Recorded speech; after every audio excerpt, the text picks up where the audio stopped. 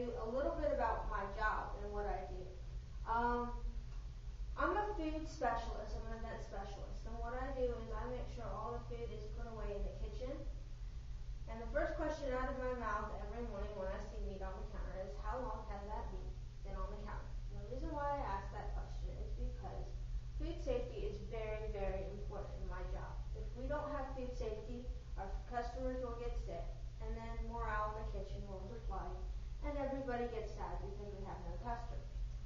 Foodborne illness is a very, very, very popular question on everybody's mind during our weekly hug.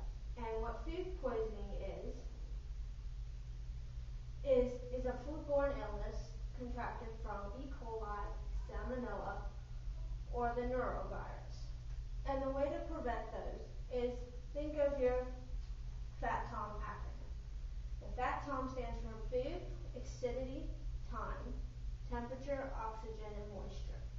Food. Think of high protein foods such as meat, fish, chicken.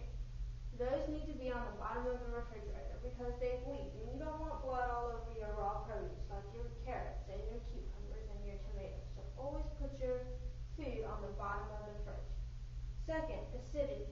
Acidity plays a very important role in our FAT-TOM acronym. Anything acidic like oranges, lemons, limes.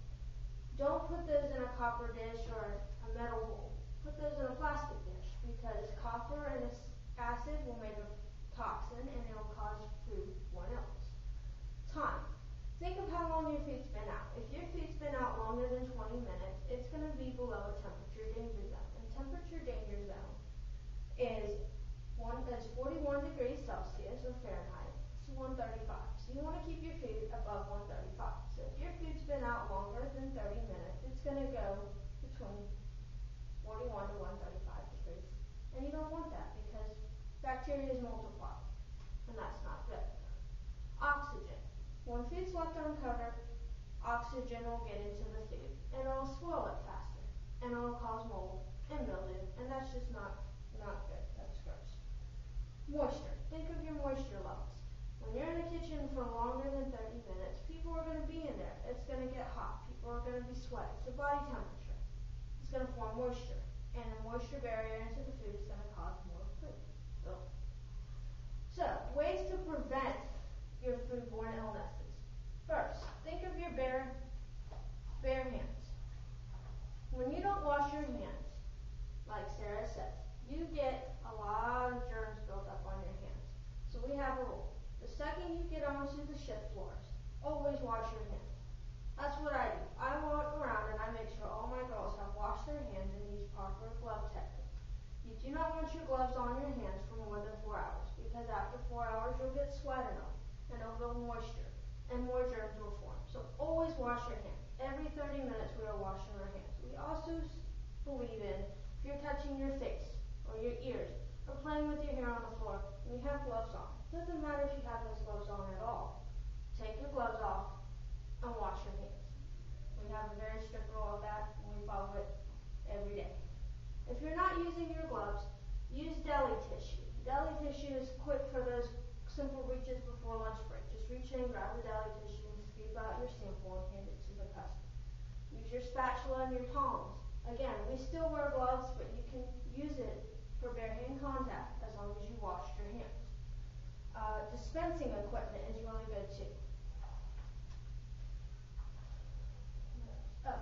We also apply first in, first out. First in, first out is another key rule that we use at my job.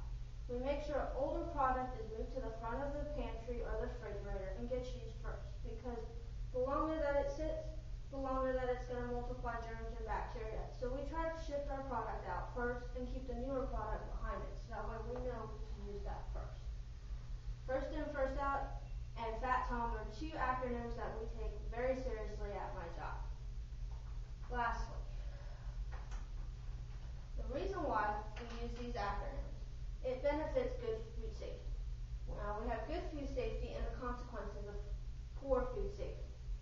Good food safety makes satisfied customers, which leads to higher morale in the kitchen, which leads to higher profit, which leads to good working conditions. If we don't have those good food safeties, then we lead to poor food safety, which gives us foodborne outbreak, pest infestation, and food waste, which leads to closure of the premises and fines and civil action. And you don't want that. You want a good, clean kitchen. I try to clean the kitchen every time I come back there when I'm replacing food, so we don't cross-contaminate with our chickens and our meat, and I'm going to step on the cutting boards. So in conclusion, color coding, food safety handling, and making sure hand washing is a very key importance to my job. Any questions? Okay, thank you.